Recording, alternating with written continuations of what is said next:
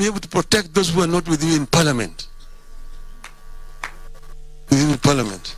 If you have put soldiers in parliament, if you give any weapons to go and fight on our behalf, if you begin fighting among yourselves, the enemy will overrun you. So you need to foster unity among yourselves. And you go out there.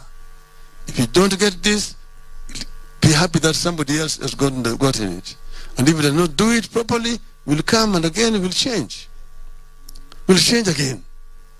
This is what I want you people to agree to do. And if we do that, we will be proud of you people. So I therefore want to thank you for attending this meeting today and urge you once again to remain steadfast.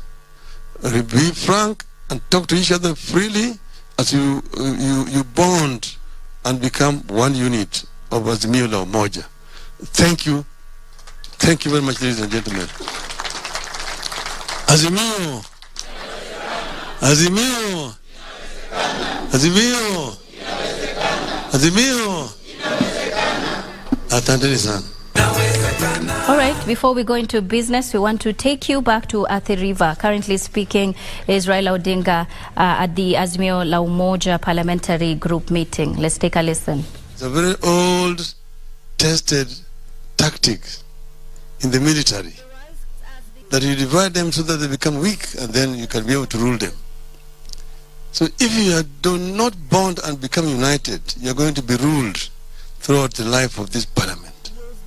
Yet you have got the numbers, the strength to be able to be the rulers in the house. So let me begin first by congratulating each one of you on your election to lead your people and to make a contribution to the destiny of our country. As I stated during our final rally on the 6th of August at Kasarani, and some of you will remember this, we went to the polls with our country at inflection point.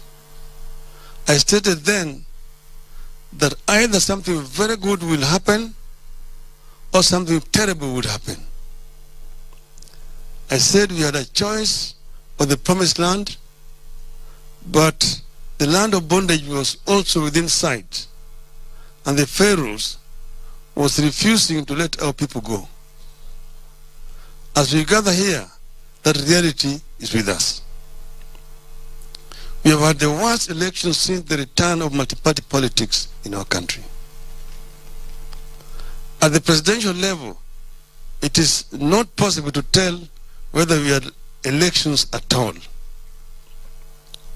But even at the lower levels of polls, I believe that a number of our people were rigged out to pave way for an UDA majority, and that during election petitions, this will be proved to have been the case. But I mentioned petitions with some trepidation. First, you have noticed the corruption, the dysfunction, the incompetence, and the capture of the IEBC, the body charged with carrying out elections in our country. Secondly, you have noticed the attitude, the thuggery, the corruption, and the cynicism of the Supreme Court judges. The words that the Chief Justice used against us have never been used in our courts, even in the dark days of single-party rule and state capture of the judiciary. Chief Justice Martha KOOME described our case, presented by the country's finest legal minds, as no more than hot air, a wild goose chase, incredible and hearsay evidence, red herring. These were words of the Chief Justice of the Republic of Kenya.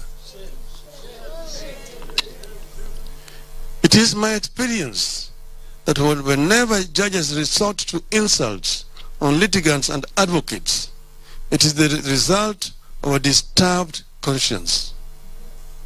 You have been here before.